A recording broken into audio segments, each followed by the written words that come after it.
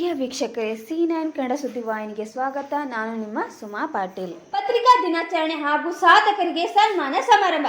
Talikote July 31 ಪಟ್ಟಣದ ವಿಠ್ಠಲ್ ಮಂದಿರ ಸಭಾಭವನದಲ್ಲಿ ಇಂದು Karnataka press club council ವತಿಯಿಂದ ಹಮ್ಮಿಕೊಂಡ ಪತ್ರಿಕಾ ದಿನಾಚರಣೆ ಹಾಗೂ ಸಾಧಕರಿಗೆ ಸನ್ಮಾನ ಸಮಾರಂಭದಲ್ಲಿ ಅತ್ಯಂತ ಯಶಸ್ವಿ, ಪೂರ್ಣ ಮತ್ತು ಅರ್ಥಪೂರ್ಣವಾಗಿ ಜರುಗಿತು. ಈ ಪತ್ರಿಕಾ ದಿನಾಚರಣೆ ಅಂಗವಾಗಿ ನಡೆದ ಕಾರ್ಯಕ್ರಮದಲ್ಲಿ ಸಮಾಜ ಸೇವೆಯಲ್ಲಿ ತಮ್ಮನ್ನು ತಾವು ತೊಡಗಿಸಿಕೊಂಡು ಗುರುತಿಸಿ ಅವರಿಗೆ ಪ್ರಶಸ್ತಿ ಪ್ರದಾನ ನೀಡಲಾಯಿತು. ವರದಿಗಾರರ ದೇವು ಕುಂಚಬಾಳ್, ತಾಳಿಕೋಟೆ.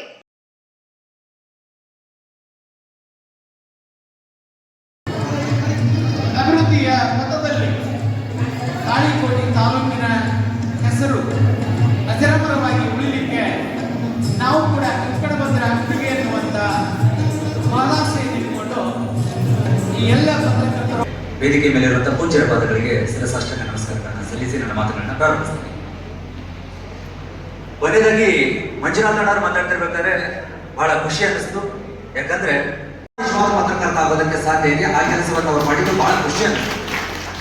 ಯಾಕಂದ್ರೆ ಪತ್ರಿಕೋದ್ಯಮವನ್ನ ನಾನು ಕಲ್ತವ್ರು.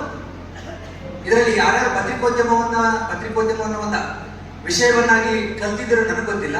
ಬಟ್ ನಾನು ಮಾಸ್ಟರ್ ಡಿಗ್ರಿ ಮುಗಿಸಿದ್ದೆ ಪತ್ರಿಕೋದ್ಯಮದಲ್ಲಿ. ಧಾರವಾಡ ವಿಶ್ವವಿದ್ಯಾಲಯದಲ್ಲಿ ಪತ್ರಿಕೋದ್ಯಮವನ್ನ ಪೂರೈಸಿ ಸಮಯ ಚಾನಲ್ಗೆ ಕ್ಯಾಂಪಸ್ ಇಂಟರ್ವ್ಯೂ ಸೆಲೆಕ್ಷನ್ ಆಗಿ ಅದಾದ ನಂತರ ಸುವರ್ಣ, ಕಸ್ತೂರಿ, ಹೀಗೆ ಹಲವಾರು ವಾಹಿನಿಗಳಲ್ಲಿ, ಅದಾದ ನಂತರ ಹಲವಾರು ಪತ್ರಿಕೆಗಳಲ್ಲಿ ಮತ್ತು ಸಿನಿಮಾ ಮಾಧ್ಯಮಗಳಲ್ಲಿ ಕೆಲಸ ಮಾಡ್ತಾರೆ.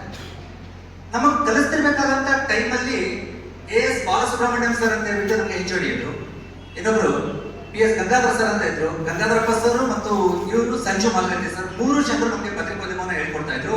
ಹೇಳಿಕೊಡ್ಬೇಕಾದ್ರೆ ಕೆಲವೊಂದು ಟೈಮಲ್ಲಿ ಇಷ್ಟು ಅದ್ಭುತವಾದಂತಹ ತತ್ವಗಳನ್ನ ಕಲಿಸ್ಕೊಟ್ರು ಅಂದ್ರೆ ಆ ಪತ್ರಿಕೋದ್ಯಮಕ್ಕೆ ನಾನು ಬಂದಿದ್ದಕ್ಕೆ ಸಾರ್ಥಕ ಆಯ್ತು ಅನ್ನೋ ಫೀಲ್ ನನಗೆ ಕಾಡ್ತಾ ಇತ್ತು. ಅಷ್ಟು ಅದ್ಭುತವಾಗಿ ಅವ್ರು ಹೇಳಿಕೊಟ್ರು.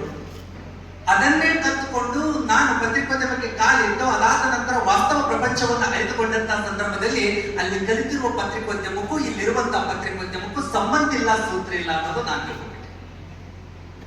ಅಶೋಕ್ ಅನ್ಸಲಿ ಸರ್ ನಾನು ಫೋನ್ ಮಾಡಿ ನಿನ್ನೆ ಹೇಳೋ ಬಂದಾಗ ಒಂದು ಮಾತು ಹೇಳಿದ್ರು. ಸರ್ ಎಲ್ಲರೂ ಸ್ವಲ್ಪ ಜಾಡ್ಸೋದು ಜಾಸ್ತಿ, ನೀವು ನಮ್ಮ ಪತ್ರಕರ್ತರು ರಚಿಗಳನ್ನು ಮಾಡಬೇಡ್ರಿ, ನೀವು ಸೀದಾ ಮಾತಾಡ್ತಾರೆ ಅಂತ ಹೇಳ್ಬಿಟ್ಟು. ನಾನು ರಚಿಗಳು ಅಂತ ಪ್ರಶ್ನೆ ಬರಲ್ಲ. ಮಂಜುನಾಥ್ ಅಣ್ಣವ್ರು ಏನ್ ಹೇಳಿದ್ರಲ್ಲ ಅದೇ ಒಪಿನಿಯನ್ ಅನ್ನು ನಾನು ಹೇಳ್ತಾ ಇರೋದು.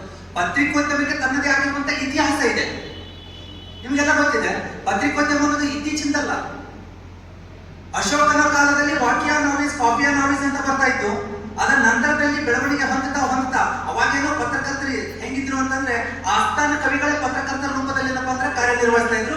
ಓಲೆಕಾರನಂತ ಏನ್ ಕರಿತಾ ಇದ್ರಲ್ಲ, ಇವತ್ತು ಸಂಗೊಳ್ಳಿ ರಾಯಣ್ಣ ಅಂತ ನಾವೇನ್ ಕರಿತೀವಿ, ಸಂಗೊಳ್ಳಿ ರಾಯಣ್ಣ ಕಾಂದಾನ್ ಮಾಡ್ತಾ ಇದ್ದು ಓಲೆಕಾರಿಕೆ ಅಂದ್ರೆ ಇಲ್ಲಿರುವಂತ ಮಾಹಿತಿಯನ್ನು ಇನ್ನೊಂದು ಕಡೆ ತಲುಪಿಸುವಂತ ಕೆಲಸ. ಅವರು ಕೂಡ ಪತ್ರಕರ್ತನಂತನೇ ಕೆಲಸ ಮಾಡ್ತಾ ಇದ್ರು. ಅದರ ನಂತರದಲ್ಲಿ ಬೆಳವಣಿಗೆ ಹೊಂದುತ್ತಾ ಅಂದ್ರೆ ಪತ್ರಿಕೋದ್ಯಮ ಅನ್ನುವಂಥದ್ದು, ಪತ್ರಿಕೆ ಅನ್ನುವಂಥದ್ದು ಸೇವೆ ಏನಾಗ್ಬಿಡ್ತು ಅಂತಂದ್ರೆ ಉದ್ಯಮವಾಗಿ ಬೆಳವಣಿಗೆ. ಇವತ್ತು ಸಮಸ್ಯೆ ಆಗ್ತಾ ಇರೋದು ಏನ್ ಗೊತ್ತೇನ್ರಿ, ಪತ್ರಿಕೆ ಅನ್ನೋದು ಸೇವೆ ಅನ್ನೋದು ಉಳಿದಿತ್ತು ಅಂದ್ರೆ ಯಾವ ಸಮಸ್ಯೆ ಇರ್ತಿದ್ದಿಲ್ಲ. ಪತ್ರಿಕೆ ಅನ್ನೋದು ಉದ್ಯಮವಾದ ನಂತರ, ಉದ್ಯಮ ಅಂತಂದ್ರೆ ಲಾಭ. ಸಿಂಪಲ್ ಆಗಿ ಹೇಳ್ಬೇಕಂದ್ರೆ ಸೊಲಗಿಲೆ ಹಾಕಬೇಕು, ಸನಗಿಲೆ ಜಪ್ಪಬೇಕು. ಸೊಲಗಿಲೆ ಹಾಕಬೇಕು, ಸನಗಿಲೆ ಜಪ್ಪಬೇಕು. ಎಲೆಕ್ಷನ್ ಮಾಡಿದ್ರು ನಾವು ಮಾಡೋದು ಅದನ್ನೇ. ಎಲೆಕ್ಷನ್ ಮಾಡುವಾಗ ನಿಮ್ಗೆ ಏನ್ ಹೇಳಿದ್ರು, ಸೆಲೆಕ್ಷನ್ ಮಾಡ್ರಿ ಅಂತ ಹೇಳ್ಬಿಟ್ಟು ಹೇಳಿತ್ತು. ಎಲೆಕ್ಷನ್ ಮಾಡುವಾಗ ಸೆಲೆಕ್ಷನ್ ಮಾಡುವಂತ ನಿಮಗೆ ಹೇಳ್ತಾರೆ. ಆದ್ರೆ ನಾವೇನ್ ಮಾಡ್ತೀವಿ, ಎಲೆಕ್ಷನ್ ನಲ್ಲಿ ಸೆಲೆಕ್ಷನ್ ಮಾಡೋದಕ್ಕಿಂತ ಕಲೆಕ್ಷನ್ ಮಾಡೋದಕ್ಕೆ ಹಿಡಿತೀವಿ. ಕಲೆಕ್ಷನ್ ಮಾಡೋದಕ್ಕೆ ನಾವು ಹಿಡಿದ ನಂತರ ಆಯ್ಕೆಯಾಗಿ ಬಂದಂತ ಕರಪ್ಷನ್ ಮಾಡಲಾರ್ದೆ ಇರ್ತಾನ, ಹೌದಲ್ಲ? ಸೊ ಒಬ್ಬ ಸಾಮಾನ್ಯವಾಗಿರುವಂತ ವ್ಯಕ್ತಿನೇ ದುಡ್ಡಿಗಾಗಿ ನಾವು ಹಂಬಲಿಸ್ತಾ ಇದ್ದೀವಿ ಅಂತಂದ್ರೆ, ಈಗ ಪತ್ರಿಕೋದ್ಯಮದ ವ್ಯವಸ್ಥೆ ಹಂಗಾಗಿದೆ ಅಂದ್ರೆ ಉದ್ಯಮವಾದ ನಂತರದಲ್ಲಿ ಇವೆಲ್ಲ ಅವಘಡಗಳು ಸಂಭವಿಸುವುದು ಸರ್ವೇ ಸಾಮಾನ್ಯ ವಿಷಯಗಳು. ಆದರೂ ಕೂಡ ಪತ್ರಕರ್ತನಿಗಿರುವಂತಹ ಜವಾಬ್ದಾರಿ ಏನಿದೆಯಲ್ಲ, ಸಾಮಾನ್ಯವಾದಂತಹ ಜವಾಬ್ದಾರಿ ಅಲ್ಲ. ಇವತ್ತು ಪತ್ರಿಕಾ ದಿನಾಚರಣೆ